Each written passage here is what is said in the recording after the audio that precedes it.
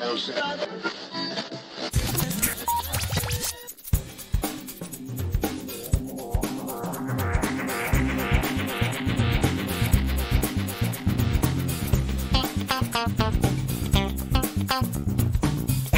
welcome to episode 427 of Geektown Radio. I'm your host Dave, and with me this week is... To Infinity and Beyond!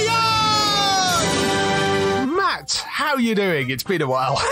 Yeah, I'm doing very good. How are you doing? I'm doing well, thank you. We've had a few guest hosts on, but this is actually probably going to be the last show before I go on my summer break, because I'm away for about a month. So I thought it would probably best to have one of the regular people back on. So I got that back on. So what have you been up to? Finished a couple of shows, actually. Big Door Prize, which I can't remember if it has been renewed for season 3, but I hope it has. But Apple's usually quite good with renewing stuff. Although when you mentioned Still Up getting cancelled, that kind of came out of nowhere. I hadn't heard anything, and then you mentioned it, and that was the first place I'd heard about that.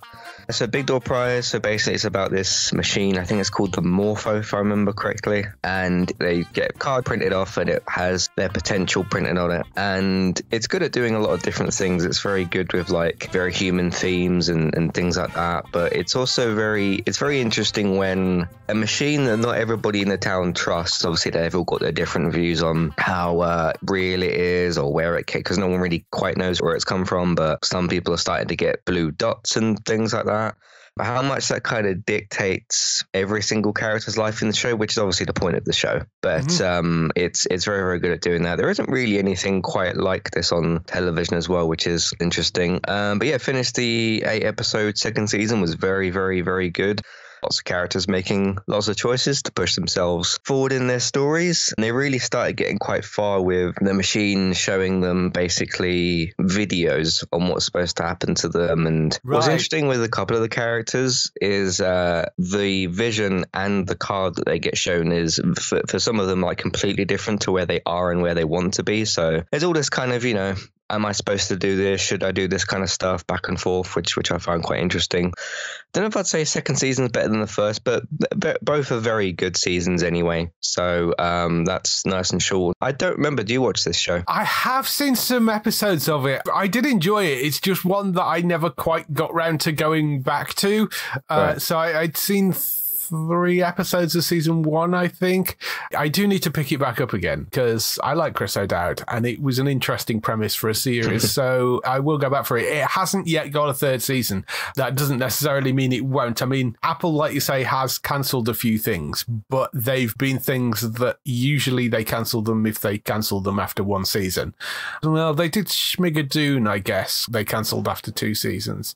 I mean, it kind of depends on what their ratings are like internally, I guess. The thing is with Apple, though, unlike with Netflix, who make loads and loads and loads of shows, loads and loads and loads of shows, Apple doesn't have tons and tons of stuff to cancel because they're building up their library. Obviously, the longer that they exist, the bigger their library will be by default. But it's not as if they have 20 shows a month or something to cancel. So it is quite rare when Apple cancels something, but that's because they still don't have loads of shows in total. Plus with Apple anyway, unless it is I'm trying to think of a different example that's gone beyond 3 seasons, but a lot of their shows do end on 3 seasons, have the actual final season be the 3rd one. I don't know if that's always the plan, but it gives it a start, middle and end. And usually the shows that have finished on 3 seasons have fit that really nicely. Yeah. Which is also interesting for this because the way it's set up its 3rd season, I think it's probably got, not in terms of, it's getting worse, it needs to end. It feels like a 3-season show as well. Right, yeah. When you get to the 2nd season finale, when you sit there watching a show and you think, okay, this has probably got one more final season for it. So it looks like it fits that quite nicely, but we'll see. One show that is in completely different format, 911, which I've been continuing to enjoy. It was quite disappointing last week to hear about what might happen with Lone Star because I do enjoy both shows. Yes. In fact, I think I remember saying with the previous season of Lone Star, which was probably last year, I think it's almost on par with the main show, but I love them both anyway. And they've got, it is the same thing with both, not in a bad way, but you get the same thing, but with different set of characters. So I think that's quite good, and different location and that kind of thing. So But yeah, still the only two procedurals I watch. It's so interesting when you hear, because I think your guest pointed out last week of how many CSIs there are or something. Yes, we were talking about over the years there've been like 8 or 9 of them or something. Yeah, and you hear all the time about all these, there's tons of different procedurals and spin-offs, and there's loads of them, and most of them have got 23 episodes or something. But now it's just the characters on this show that I'd got attached to, so I really enjoy those. I am somehow actually one episode behind. I think I sort of miscounted at some point, but no, still very, very, very good. So I've been definitely enjoying that. They had a couple of big stunts and things, and it was interesting when you were talking about the budget for these shows. And obviously, as you've said about shows before, as you get further along, cast contracts get bigger because that's just kind of how that works. Yeah. But even with this being on network TV, and that can kind of come sometimes with like, oh, it's on network TV, it's cheapish sort of television, because some of them can be. It never feels cheap, even when it is going for like quite ridiculously big things, like the whole cruise storyline. Yes, that opened it. Yeah, and they've gone for like all kinds of like big disasters and things like that. But they do that almost perfectly, because it never feels, even though it should be unrealistic, some of it, and how often these things happen. But obviously these types of people get themselves in the situations because they're designed to help in these situations as well. But it never feels cheap. It never feels sort of Sharknado-y or anything like that. And even when they are sort of stuck and trying to get themselves out of hectic situations, there's a lot of heart in the story. So, no, still thoroughly enjoying the main show. You're watching this, aren't you? Yeah, I'm keeping up on 911. I've been enjoying this season as well. One of the things I like about how they do this is they lost it a little bit in, I think it was either last season or the season before, but they seem to have brought it back. The way that they tie the episodes together with a sort of theme, whether it's a general sort of theme of love or relationships, or, you know, each episode seems to have something which each of the characters are going through in one way or another, but it all relates to each other, even if the stories themselves don't directly relate. I rather like the way they do that. I think it's quite a clever bit of writing. But yeah, it's an expensive show to shoot for a network show, but they managed to make it look really good, and I've been very much enjoying it. I like Lone Star as well, and I think, unfortunately, if you didn't hear the show last week, it is sounding like that might be ending on cancellation because it's still on Fox at the moment, but that would be a pity, because I would like Disney to decide to pick that up, but it sounds like they're not going to. They've got their firefighter drama with 911, and it sounds like they don't feel like they need another one, which is sort of part of the reason I think why they got rid of Station 19 when they picked up 911, because they're like, we don't need 2 firefighter dramas. So, you know. Was Station 19 a Grey spin-off? Or have I got that wrong? Station 19 was a Grey spin-off. And the other reason for cancelling Station 19 was it wasn't done directly by them. It was done for them by Shondaland. And Shonda Rhimes has disappeared off to Netflix, so she's no longer under contract at Disney. So there were a few reasons why that was the obvious one to go, whereas they fully own 911. And if Fox decide not to renew it, they would technically fully own Lone Star as well. So there is the possibility that they could take it on, but it's sounding like, from the noises that they're making, that they don't really want another firefighter drama, which, you know, is fair enough if that is the case. But we'll see. I mean, it's not confirmed as being cancelled yet. It's very much looking that way from all the noises we're hearing. Yeah, we'll see. And one other show I finished with, season 3? Yeah, Welcome to Wrexham, season 3. Just brilliant. This is like, it's funny how much, okay, this show does follow a football team, but as we said, I guess a million times, you don't need to be, I would say you don't even need to be really interested in football at all to watch this. It's definitely about the people more than the team. And I love this show's, well, I'll say the show's ability, obviously it's a documentary of like, we're going to tell you about this person that's involved with the club who you know nothing about. They're going to tell you their name and what they do, and within 5 minutes you'll be rooting for them like nothing you've seen before. They'll go from a complete stranger to somebody that, like, you know, you love or something in about 5 minutes. Can we talk about what happened with them? I mean, we've all known for a bit. Yeah, I mean, spoilers if you haven't watched the finale and if you somehow managed to avoid everything that's been going on with Wrexham. But I think it was a fair few months ago. Yeah, so. I mean, when it happens, so we could probably talk about it, I think. So they get promoted from, so obviously in the, what was it? It was the second season, wasn't it? They went from National League to League 2. Yes. Now they've gone from League 2 to League 1, which I think they said is the first time a English club done back-to-back promotions. There was a title card that came up that I think only 29 times across the entire league, I think it was, has a club gone up in back-to-back promotions. And I think it's certainly the first time in Wrexham's history that they've done back-to-back promotions. That's right. I think it may be the first time that they've done it from the position that were Wrexham in to get to League One, I think. But that last thing I'm not entirely sure on. But yes. So now they're in League One. Obviously, they can only get promoted 2 more times, because if they do, they'll be in the Premier League, because then they'll go from League One, then Championship, then Premier League, obviously all the big teams. Hopefully they can do that. I can't really see a reason why they couldn't, but it was interesting when they got to the end and they said like, oh, these few players, like their contracts are running out, they're just kind of moving on and stuff. Sometimes it can be quite hard to kind of replace a team like that, as we found out in 2013 when Sir Alex Ferguson retired, and then we got David Moyes, and then we finished 7th. But those things can happen sometimes.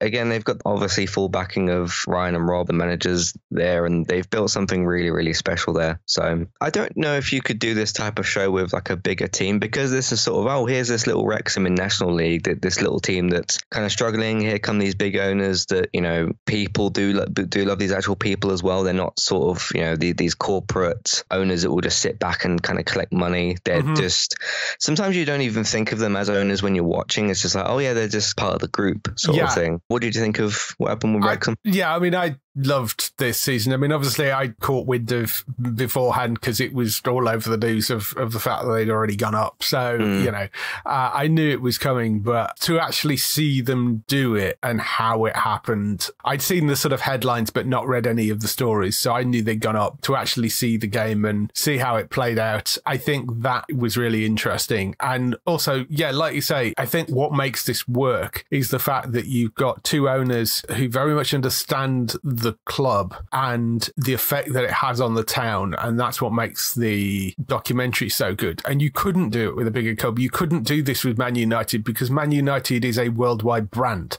It has fans everywhere, and yes, it is important to Manchester, but that's not what it's known for. I mean, there's the old joke about most of the Manchester United fans are in outskirts of London, and you know, I mean, Manchester's such a big club that it has fans all over the place, and that's sort of what it's known for. And Wrexham is getting to that point where it does have fans all over the place, but because of the documentary. But it's made very, very clear that the club is the town and the town is the club. I mean, there's such a tight-knit thing between the two of them. And also with a lot of the bigger clubs like Manchester, there are 2 clubs in that city. You know, you've got Manchester City and Manchester United, and you know, Liverpool's got Everton and Liverpool, and you know, so there's that going on as well. Whereas Wrexham is this tiny little town and the club is such a heart of it that I think that's what makes it work so well. And the way that they showcase the people and the players and everybody involved. And it is also quite interesting seeing 2 people that have never owned a football club before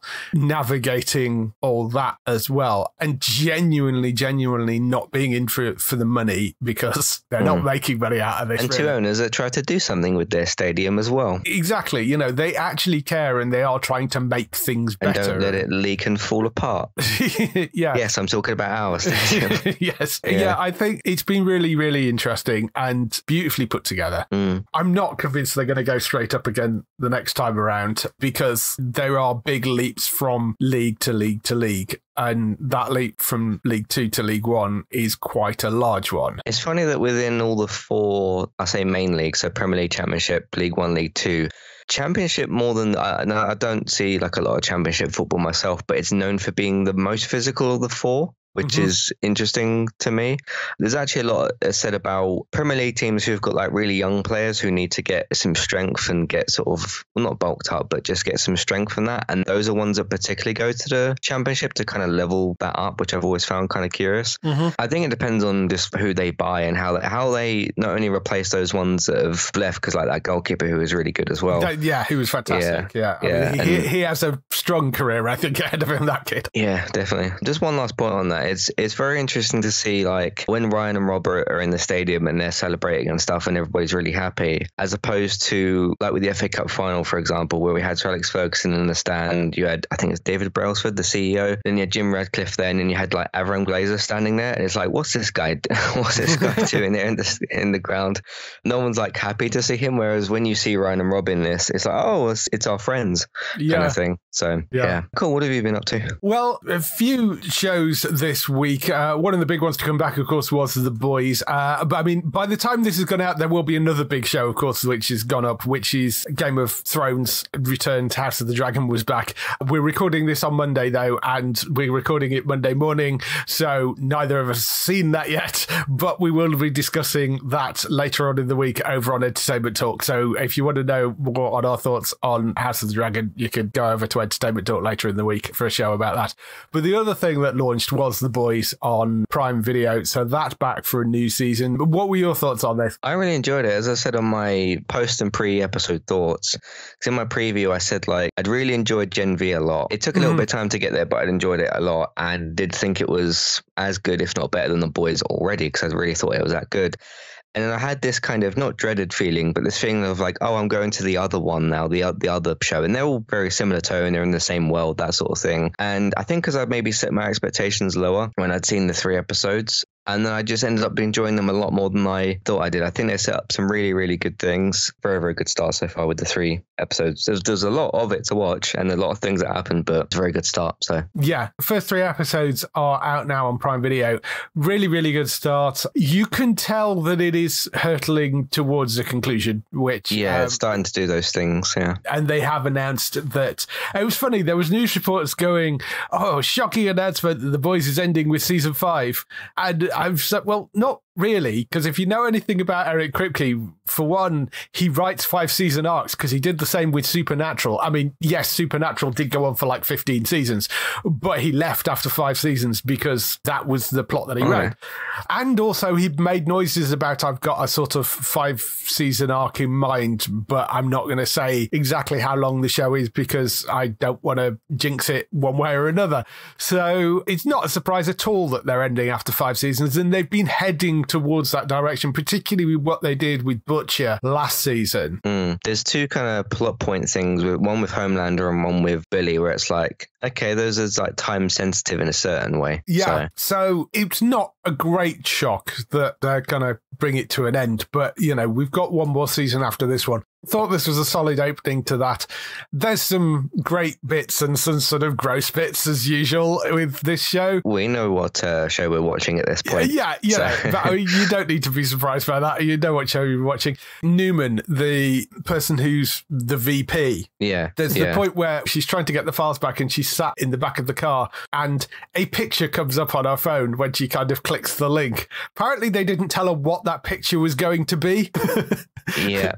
And it came up. So the reaction and the fact that you can see her almost break character, her reaction was genuine apparently to that photo, which I thought was very funny. But they've introduced some new characters this season as well. You've got Sister Sage, who's a nice addition, played by Susan Hayward.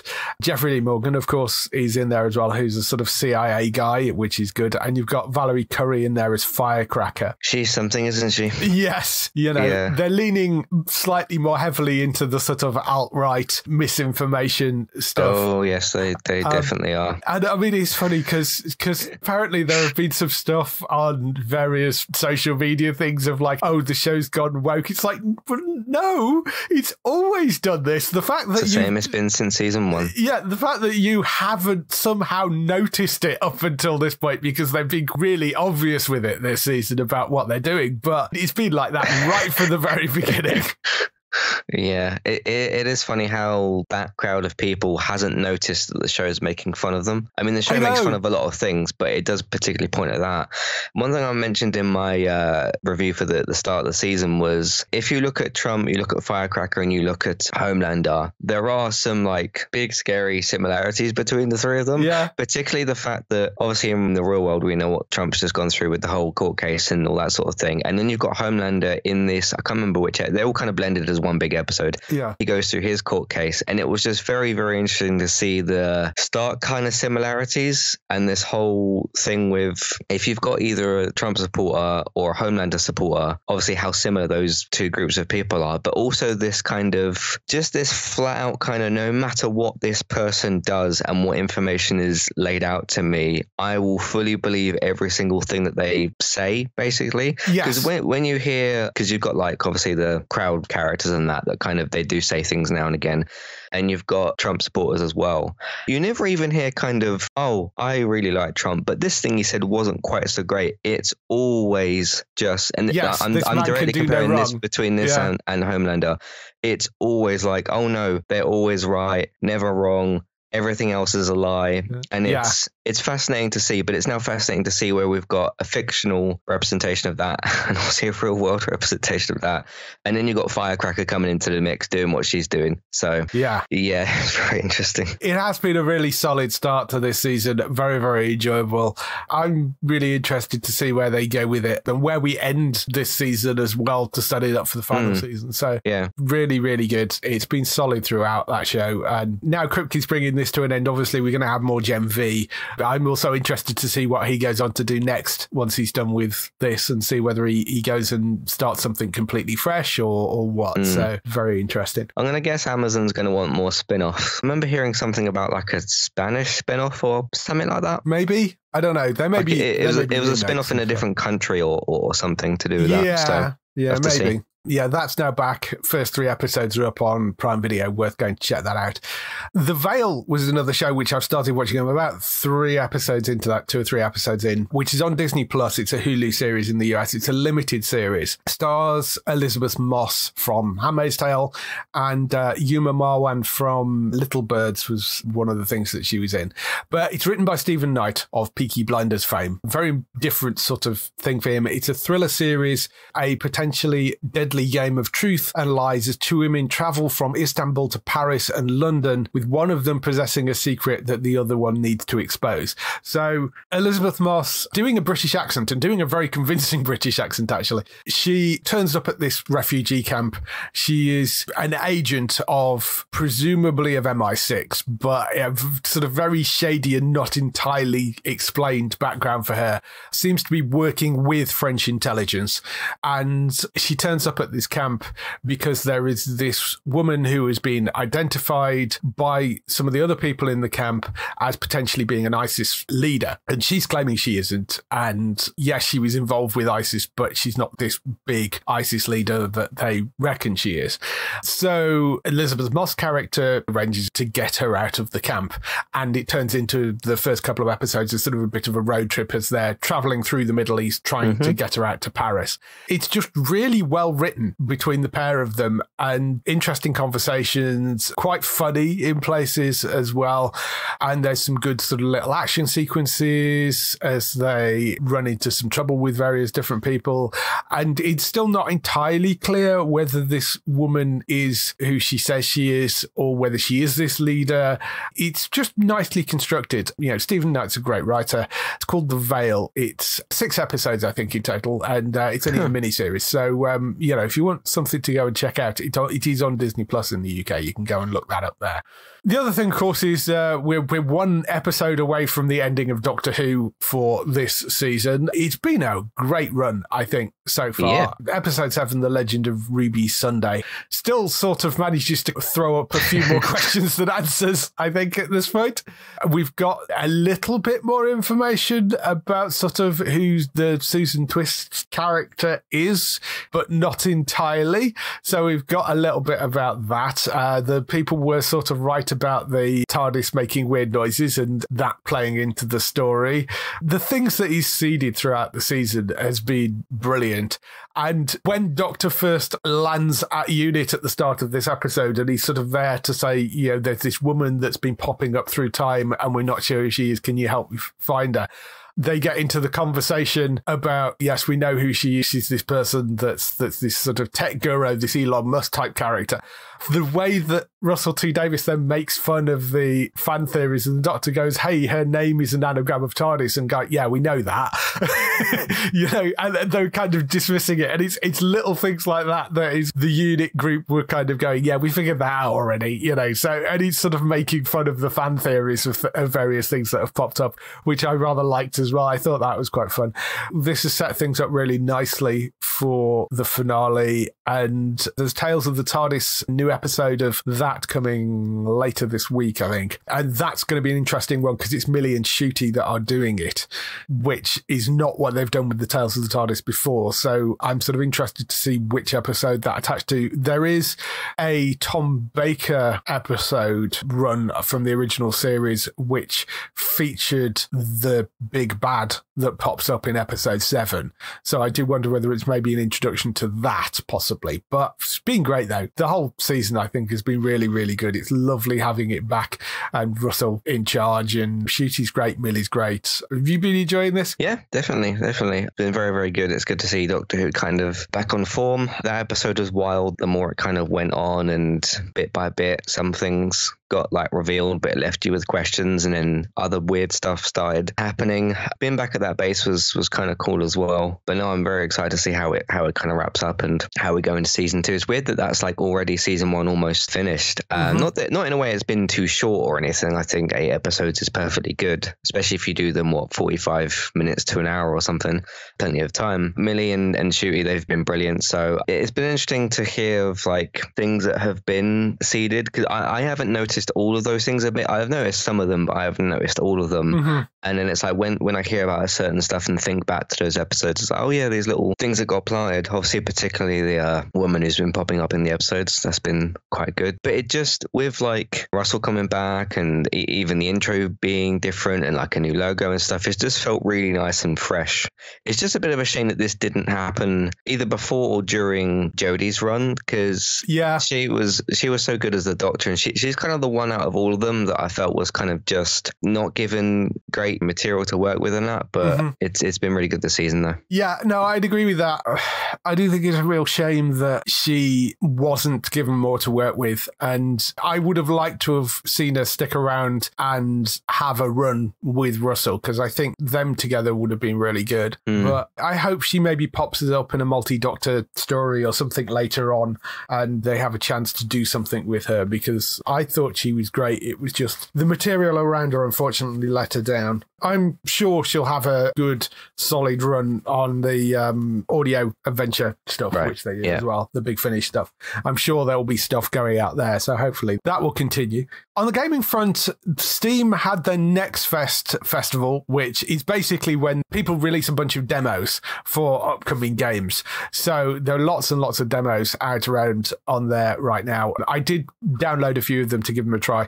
There's one called Hollywood Animal, where you start running a film studio in the 1920s, which I really rather enjoyed. It's not up to the level of the movies, which is what people really want, is a sort of game which basically is a replacement for the movies video game, which was out in, I don't know, 2000 and something or other, and has never really been properly replicated. There is another game called Blockbuster Inc., which is out at the moment, which is probably the closest you'll get, but it's not great imitation of it at the moment. But Hollywood Animal is a bit more sort of, I don't want to call it spreadsheet-like, but it's less direct control over things. You place down buildings and you upgrade them and stuff, and you make the movies and you set the release dates and all that sort of thing, but you don't have direct input in how the movie looks as such and all that sort of thing. It's an interesting start, and I rather enjoyed the demo for that. There was a game called Republic of Pirates, which is taking a pirate crew and setting up on a series of islands. That I rather enjoyed. The mechanics are somewhat similar to the Anno series, where you are building sort of more huts to bring more people in and that sort of stuff.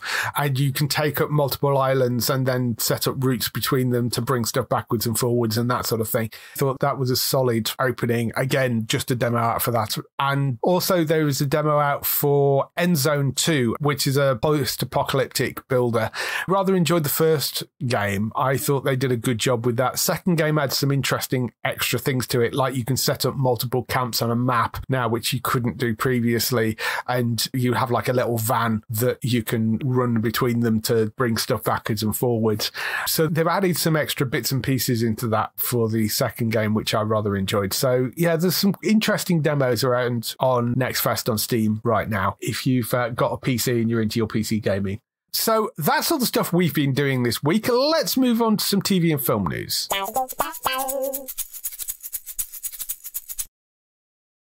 So we start off the TV and film news with the renewals, cancellations and pickups. Netflix cancellation to start off with, which is called My Dad the Bounty Hunter. That has been cancelled after 2 seasons. Never seen that show, wasn't aware of its existence until they cancelled it. Didn't know about it until I saw it here. So Arcane is going to come to an end with its second season as well. Now, that is a show I have heard of. I haven't seen it, but I know there's a lot of love for that out there. Yes. That's animated show. But that will end with its second season. So it sounds like that was planned rather than a cancellation, but 2 seasons and that's done. Power Book 4 Force is going to end with 3 seasons. This joins one of the other powers which they've decided to end as well. I think it was Book 2 they're bringing to an end. This is all part of the rejigging of the Power franchise to basically try and save some money at Starz. Right. So they are keeping the Power franchise around. The main show finished a while back. They've ended Force, which is the show that follows Tommy. They ended the show which follows Ghost. And they're then bringing in a new show, which is a prequel, which follows the young Tommy and Ghost to show how they got to where they got to. So you're losing 2 shows, you're gaining 1. They are planning to continue doing that. It's just a way of, as we said, the wage bills go up the older the shows get. So rather than having spiraling out of control costs, to keep the brand around, what they'll do every so often is they'll rejig them and bring in either prequels or sequels that follow different characters, and they'll run those for sort of 3 or 4 seasons and then they'll do something else. So they're keeping the brand alive, but they're telling stories at different parts of the universe because it keeps the cost down, essentially, because you don't have to pay them as much. And as we mentioned earlier, The Boys is ending with season 5 on Prime, and that isn't a cancellation. That is a decision by Kripke that he is going to bring it to the end because he had a 5-season arc in mind. On the renewals front, House of the Dragon renewed for season 3, which I don't think comes as a surprise to anyone that they're bringing that back. My Adventures with Superman's back for a 3rd season. Have you watched any of that? I haven't, no. Worth checking out. It's a really, really nice take on Superman. It's sort of a little bit anime, but as an animated show, it works really, really well, and it's a sort of different Superman take, but it's good. Definitely worth checking out. That's on Channel 4 in the UK streaming. You can go and check that out. Big Boys has been renewed for a season 3 by Channel 4, so that will be coming back. Hudson and Rex renewed for a 7th season. That airs on Alibi over here, so that will be coming back. Brassic, they've announced, is returning for a 7th season. Season 6 is due later this year, but they've renewed that for a 7th season already as well, so that will be coming back. And Interview with the Vampire showrunner Rolin Jones has re-upped his overall deal with AMC Studios. So it hasn't got a season 3 renewal yet for Interview with the Vampire, but the fact that they've just paid a bunch of money to the showrunner kind of says that there is a fair chance that it probably will do. So not officially returning yet, but they've sorted out a new deal with him. So it sounds like there's a fair chance that that will probably return for a 3rd season as well. I mean, they've got 7 or 8 books that they can play around with for that show. So, I mean, there's enough content to get through with it. That's good news. In pickups and other news, Vikings Valhalla season 3, that has a premiere date, 11th of July. That's coming to Netflix, so that will be back. I really enjoyed the first couple of seasons of that. Vikings not really your thing. I don't know whether you've watched any of the Viking stuff. I don't mind Vikings and that. Maybe Assassin's Creed Valhalla put me off of them a bit, but because that wasn't very good. I'm neither for or against Viking stories. They're just not something I sort of aim towards, but I know there's some good shows out there with them. The main Viking series, I think, is kicking around on Prime. It certainly was. Yeah. But that's definitely worth watching, that original. And then this one, which doesn't really have a direct connection to the original, but because it's set like 100 years after it, but this is on Netflix. 11th of July, the third season lands. That will be the final season as well. But again, it was sort of agreed beforehand that they were ending it there. So at least it is concluding. Quantum Leap Season 2 Part 1 lands on the 18th of July on Paramount Plus in the UK, with the first 7 episodes dropping in the box set. I don't know why they've not dropped the whole thing, because I think it's all gone out in the US. But anyway, they're dropping the first 7 episodes Thursday the 18th of July. Such a shame that got canned after 2 seasons, because really, really enjoyable show. I love what they did with that. It was a really nice extension of the original brand without trampling over it and taking it in a different direction without messing up what had come before. I think they did a really nice job in handling that series with season 1. I mean, I don't know what season 2 is like, but first part of that drops on Paramount Plus. Did you watch any of that? No, I haven't seen any of the Quantum Leap episodes, but I know it's quite popular in that. It's worth checking out. It is definitely worth checking out. Also announced, ITVX has acquired all 7 seasons of Gilmore Girls, which is going to be going up from the 4th of July. I love this show. I remember really when you wrote fun. about it. Yeah, it's so fun. And the writing is brilliant. If you are a fan of Marvelous Mrs. Maisel, this is the show that they did before that. And you will see a lot of similarities in the style of the way the characters talk and the writing between the 2 shows. It's basically about a single mother and her daughter raising them in this sort of small town in America, and everything that goes on with the pair of them. And she's got very wealthy parents who have not so much disowned her, but they have a very fractious relationship because she's sort of gone in her own direction and not being sort of, prim and proper like they wanted. And it's just really, really funny. Writing is superb. It's been on Netflix up until now. I don't know whether it's staying on Netflix, but it's also going to be on ITVX, which I'm very, very happy about. I've noticed ITVX picking up, like, they don't feel like random odd shows that no one's heard of either. I noticed that I think The Flash is on there. Yes, they've picked on The Flash. They've got obviously like Orphan Black Echoes. They got the first season of Extraordinary. So they're starting to pick up a decent old library. Because in terms of like ITV as a brand, we know it's basically game shows, news, and reality TV. Obviously and like dramas. crime drama. And crime dramas as well. Yeah, crime dramas as well. Those are sort of their things, and obviously soaps and that. But them picking up these like odd little dramas that are quite popular, like Orphan Black Echoes. I need to go and watch. I know that that's on there. They picked up I can't remember the name of it, the Elizabeth Olsen HBO show, the one about the crime. I can't remember the name of it. That one was a bit too long. It's still good though. So interesting to see what they're kind of doing over there. Yeah, they seem to have an in with Warner Brothers Discovery. Because this is a WBD show. It falls under, because I think it was a CW show, but it falls under Warner Brothers. It was the same, obviously, with things like, I think they picked up Arrow, didn't they? And they picked up Flash. They're all CW Warner Brothers shows, and they All American, which is a Warner Brothers show as well. So they seem to sort of have an in with WB, and we'll see what else they pick up. It tends to be older back catalogue stuff because obviously it's cheaper to do that, and it's a nice way of picking up these sort of big shows that maybe people have missed in other locations and putting them on somewhere where you can get them for free on ITVX, which is great. There's some really solid stuff they're adding to their catalogue, like you say. I'm very happy that this is going to be landing somewhere with a wider audience, and it is well worth checking out. On to some of the news stories. USA Network in America has ordered a series based on John Grisham's The Rainmaker, which, if you're thinking I know that name, there was a movie, I think, with Matt Damon back in the late 90s, I think it was. They made a film. Basic premise of it is fresh out of law school, Rudy Baylor goes head-to-head in a courtroom with courtroom lion Leon Drummond, as well as his law school girlfriend. Rudy, along with his boss and her disheveled paralegal, uncover 2 connected conspiracies surrounding the mysterious death of their client's son. So it's a legal thriller, basically. It's from Michael Seltzman, who worked on Code Black and Intelligence. It's produced by Lionsgate Television and Blumhouse Television.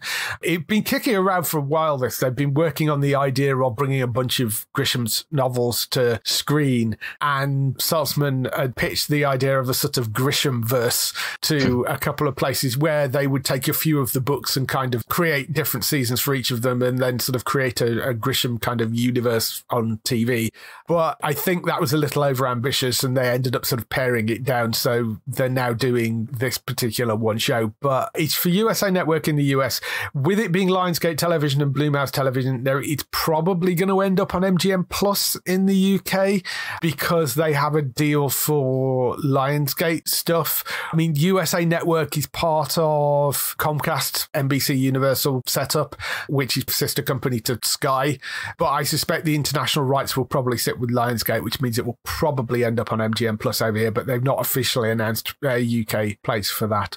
I mean, John Grisham's a big name in crime drama and novels, and like I say, I know they made it into a movie, so some people may know the story from that, and a lot of people will know the books, but it sounds like something which would make a reasonable sort of legal TV show, even if it's just a mini-series, I think. Yeah, I suppose it could. I'm not familiar with it at all, so I couldn't really speak on it that way, but hopefully it's good. Yeah. Speaking of converting books to TV shows, AMC have officially ordered the Talamasca series, which expands Anne Rice's Immortal universe. This is the Interview with the Vampire connected stuff. So we've got Interview with the Vampire, we've got Mayfair Witches. Talamasca will be a third series that goes on to that. It's from the Oscar-nominated John Lee Hancock, who worked on The Blind Side, and Mark Lafferty, who worked on The Right Stuff and Halt and Catch Fire. They're serving as co-showrunners. Hancock will also direct the 6-episode first season. If you're unaware of that universe, obviously, vampires, I think they've probably got werewolves in there and witches, obviously, because Mayfair Witches. But the Talamasca are described as sort of psychic detectives, a group set up to research, investigate, observe, and monitor the paranormal, in particular vampires, witches, spirits, and werewolves. So yes, there are werewolves there as well. So I've read some of the Anne Rice stuff. I've not got all the way through, and I don't know where the Talamasca shows up in the books, but they are sort of there on the periphery. I don't think they've ever had an entire book themselves dedicated to them, so there's a bit more license to play with this. Although, I mean, they played around with the first book quite a lot, and I think did an excellent job with that first series of Interview with the Vampire, despite the fact that it does deviate from the book quite a lot. But it updates it in a really nice way. Mayfair Witches, the general consensus was that adaptation was nowhere near as good as the Interview adaptation.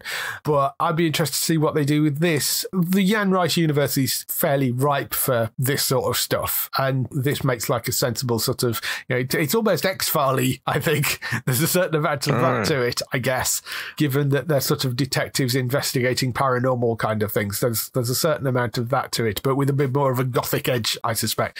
Don't know when they're likely to set it, because I think they are in present day, but they've also been around for a very long time. So whether we're going to see sort of jumping backwards and forwards through time to different periods, or how they're going to deal with that, I don't know. But I think that could be kind of an interesting one. Yeah, I know this universe has gone down quite well on AMC, and as we spoke about with the deal extension, because I don't think AMC would be leaning into this if it wasn't working, because we kind of know what they're like. But it's good that they're doing something else, because during and after Walking Dead, they did rely on Walking Dead quite a lot, hence all the spin-offs and that. But after they'd kind of lost Mad Men, Breaking Bad, obviously Better Call Saul finished, I think there was a couple of other shows as well. It was just kind of Walking Dead and some other shows for a little bit. So if they're trying to use this as more of a universe, which seems like they are, I know it's gone down well so far, so sounds good. Yeah, I think this is another strong brand for AMC, which I think they needed, given there was only so far you can stretch The Walking Dead. And I mean, The Walking Dead's been doing fairly well. We haven't spoken really since The One Who Lives came out. Have you? No, we haven't. Have we? Have you watched through that? What do you think? I think I've seen half of it. I've seen 3 episodes so far, which I've quite enjoyed. We've got Daryl Dixon coming up in August for the first season in the UK, and then the second season's been simulcast with the US. So we've got that, and then we'll have Dead City. So yes, they've put them out backwards to how they went out in the US, but the reason for that is they wanted to get the popular one out first, which is going to be, the Rick and Michonne thing, and that's a single season. I don't think they're planning on making any more of that. Then they needed to put Daryl Dixon out because they needed to get the first season out before the second season dropped so they could simulcast it. And then the third show, which is Dead City, which they can put last because the second season of that doesn't come out until next year. So that's why they reversed the release order of it in the UK.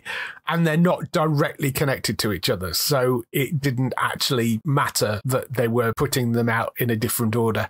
And it makes sense. I mean, I understand why they scheduled it the way they did. Moving over onto Apple and Hijack, which is getting a second season. That's the brilliant show which starred Idris Elba from George Kay and Jim Phil Smith, who did the Netflix criminal series, which was superb. And George also did Lupin, and Jim Phil Smith did Litvinenko as well. In fact, I think they might have both been involved in Litvinenko. Thought that was great. They've announced some more cast. They're certainly not skimping on their cast members for the next season either. Toby Jones is joining the cast for the next season. We don't know what the next season setup will be. Whether, I mean, it's, I think, still going to be called Hijack, but whether it's going to be Hijack : something. So whether it's another plane hijack or whether it's something else entirely, we don't know, because the guy getting involved directly in being on a hijacked plane again might be a bit weird. It might feel a bit like you're just kind of, oh, it worked the first time, let's do it again. So the thing is with doing, because I was thinking, oh, maybe you could do like an airport drama or something. The difference with being on a plane when because you're stuck there, like, yeah, okay, someone can open whatever and get sucked out of a plane or whatever, but neither the terrorists or the hostages, if you want to call them that, neither of them can run off anywhere because you're on the plane. Whereas if you're in like basically anything else, apart from maybe obviously a boat or a cruise ship, you can't run off somewhere. Although cruise ship, you've got a lot of places to go that you can go other than a plane. But I'm more thinking of what location they can choose, because I do think if Idris Elba's character, I can't remember his name, sits down and like someone pulls out a gun and he goes, oh, here we go again, sort of thing, it might feel like you're trying to just do. Now, I trust Apple to make a smart choice because they've been making smart choices with their shows, but I don't know that you can pick somewhere as equally compelling. Now, I mean, 911 had the thing on the cruise ship in those episodes, which a little bit different, but you're still dealing with like a terrorist sort of situation. Although that ended kind of differently than what you might expect. So I don't know. They'll have to figure that part out. Yeah. Where do you think they could go with it? Boat would be the obvious one if they are going to go actually with a hijack again. Right. It's how we bring the Sam, I think Idris Elba's character was called. So. And that was the thing. I mean, he wasn't a hostage negotiator. He was a corporate negotiator. So it's how they bring him back in, whether he's maybe, you know, having done it, then maybe he's had a change of career and he's now working directly with an airport or something like that. So that would give them reason to have a hijack involved if it was planes again. It may be something else entirely, and it may be having nothing to do with a hijack.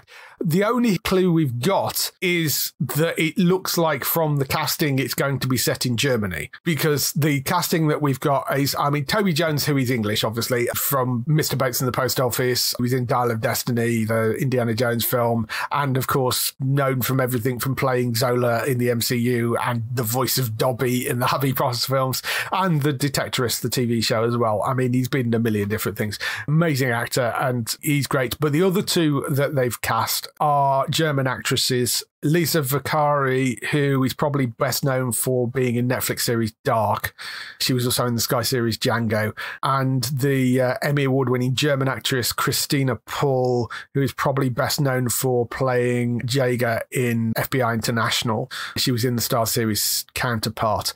They're both German actresses, and Toby Jones, who has played Germans before, although whether he will be here, I don't know. But that points towards it being set somewhere in Germany.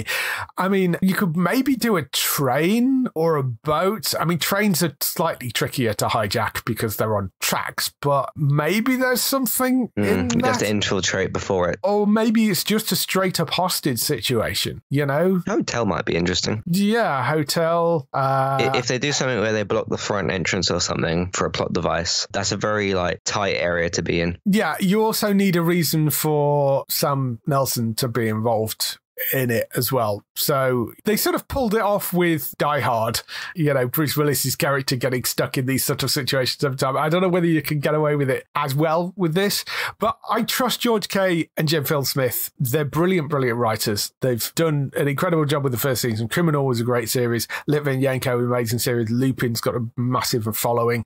So I trust that they can probably pull this off. As to what it actually ends up being, we'll have to wait and see. And the last bit of news we've got is Star Trek Starfleet Academy has added another cast member and pulling out all the stops for their big bad this year. The brilliant Paul Giamatti will play the first season's antagonist. He is a man with an ominous past connection to one of the Academy cadets.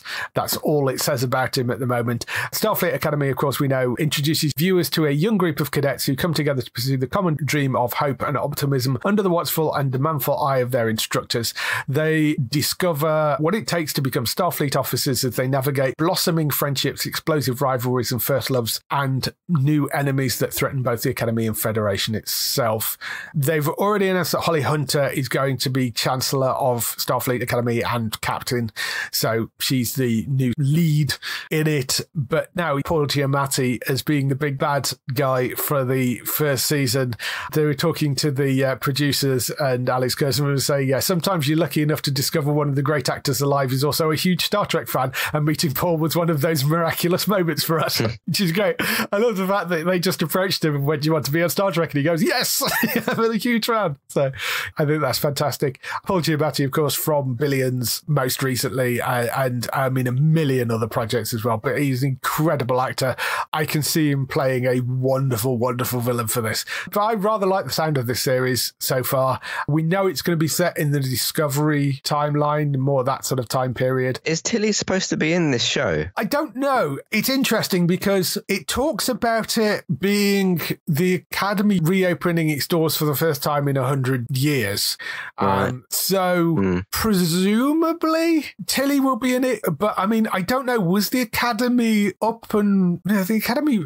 Well, she kept having conversations 5 or 6 times in the final season. I think twice with Michael and a few other characters of like her off screen doing things in the Academy. I think they mentioned it in the first episode, and then a few others. Well, and they mentioned she's one of the longest serving instructors at the Academy in the last episode. So it was weird because they kept doing that, but they never had like a backdoor pilot or anything. Well, she just there was one episode where we actually saw her with the cadets. So it's not exactly a backdoor pilot, but there was an episode with the cadets. So we have seen some of it.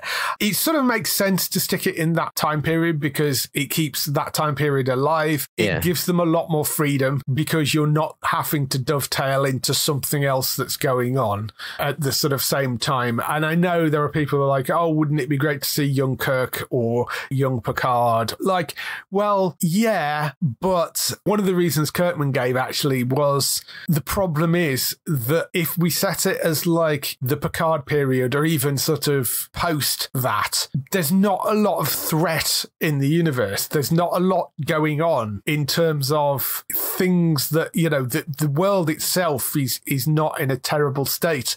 And that is a difficult thing to make interesting and sort of relatable to a younger audience, which is, I mean, clearly this is aimed as a YA drama.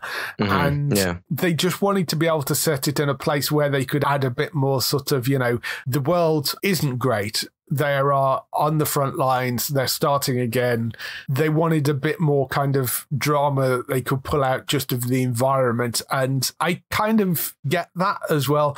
Plus, as I say, I think it's a nice way of being able to keep some of those characters around and using them for guest spots and not completely abandoning that timeline. I do still want to see the Star Trek Legacy series. I mean, I would like them to do that as well. But I think this is a good place to set it up. We don't know when that's coming yet, other than it's going to be a while off before that actually lands because they're still only sort of announcing casting right now. So that's all the stuff we've been doing this week. Let's move on to some highlights for the next, well, few weeks on TV.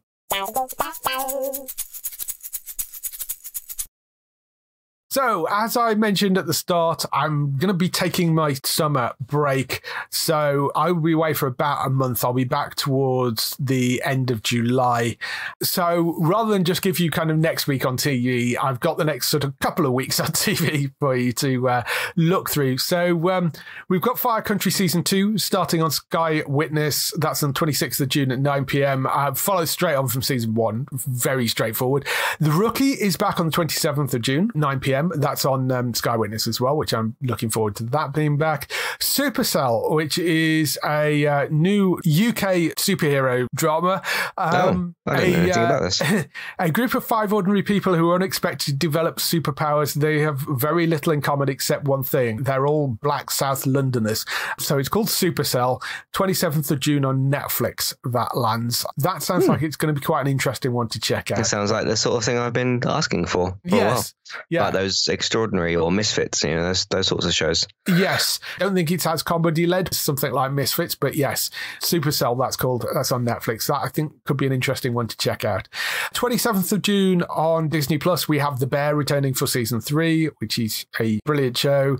Beacon 23 lands its first season on Paramount Plus on 27th of June as well. That's a science fiction mystery thriller and love story based on a best-selling book by Hugh Howey. Douglas is Cancelled, which is a new comedy from Stephen Moffat starring Hugh Bonneville as a respected news presenter and Karen Gillian as his sharper, savvy co-anchor. Douglas, played by Hugh Bonneville, gets caught saying something he shouldn't, and the fallout from that, which is why it's called Douglas is Cancelled. But ITV 27th of June at 9 p.m. for that. That 90s Show returns for the first half of season 2. That's on the 29th of June on Netflix. Star Trek Prodigy season 2, also that's on Netflix. Finally lands, that's on the 1st of July. Good Girl's Guide to Murder, that comes 1st of July to BBC iPlayer. Vikings Valhalla, as we mentioned earlier, 11th of July for the third and final season of that on Netflix. Whitstable Pearl lands on the 16th of July on You. Oh yeah, this whole thing. Which, that made me laugh last week. Which is UK TV Play, basically, but it will be called You by that point. But yes, that's the second season of Whitstable Pearl on the 16th of July. Mr. Big Stuff, which is a new series from Ryan Sampson, who's one of the people that was involved in Brassic and Plebs. It sees Danny Dyer in the starring main role alongside Ryan Sampson himself as a pair of estranged brothers who tried to patch up their sibling rivalry. That's Mr. Big Stuff. It's Sky Max on the 17th of July. Cobra Kai returns for its 6th and final season. That's on the 18th of July. That is back. Quantum Leap season 2, part 1, as we mentioned that earlier, 18th of July for that. Those About to Die, which is a big new Roman set series starring Anthony Hopkins and Ewan Rion. That looks like it's going to be quite good. That's Those About to Die, Prime Video, 19th of July. And Time Bandits, the television adaptation of the beloved classic movie, which I'm not entirely convinced is a great idea, but they made it. So, if you want to check it out, Time Bandits, Apple TV, 24th of July for season 1 of that.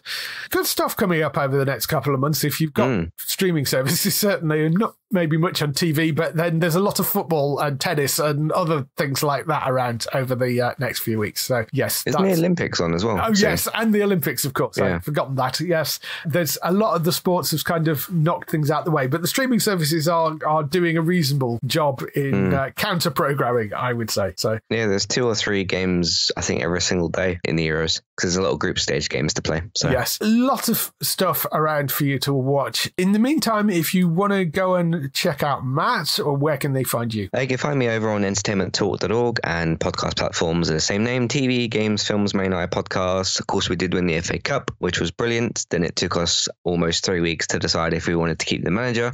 We did keep him, so that's good, and hopefully we can move on and move forward. But obviously podcast for that. There's like a season wrap-up thing for Man United that I did. David mentioned House of the Dragon. We'll be back for that this week. Check that out, as well as in the meantime, there's a preview podcast out. Speaking of things ending and coming back and whatever, obviously my coverage of The Boys over on Diabolical 7. There's Monsters at Work, season 2, Star Trek Discovery, if you want my thoughts on the ending pieces of that. A lot of films that have come out, so a couple of film reviews at some point as well. Gaming talk, we had quite a bit to talk about last week. There was all like the showcases and things like that, so there's those. Obviously on I never really mentioned this, but obviously on social media platforms, I think I'm on most of them. I'm on enough of them anyway. So if you want to find me on the main ones, basically it's either eTalk UK or Entertainment Talk, so give us a follow over there. That's me at the moment. Cool. So go and check Matt out on all our social medias and on entertainmenttalk.org. For Daryl, you can find him at hollywoodnorthnews.net for all those TV series you love, which are are shot in Canada. For us, although the podcast will be off for about a month, we will be back at the end of July. The website will still be getting updates though, and there may be other bits and pieces going out on the podcast feed depending on what I get time to do while I'm away. But the website you can find at geektown.co.uk throughout the week to see all the latest air date information. If you want to get in touch with your questions or comments, email us on podcast@geektown.co.uk. Leave a message on the website post. Find us at Geektown on Twitter, on Facebook at facebook.com/Geektown, on YouTube at youtube.com/Geektown, on Blue Sky at Geektown, Instagram at Geektown UK, TikTok at Geektown UK, and Threads at Geektown UK. See you at the end of July. We will be back then. See you soon. Goodbye. Goodbye.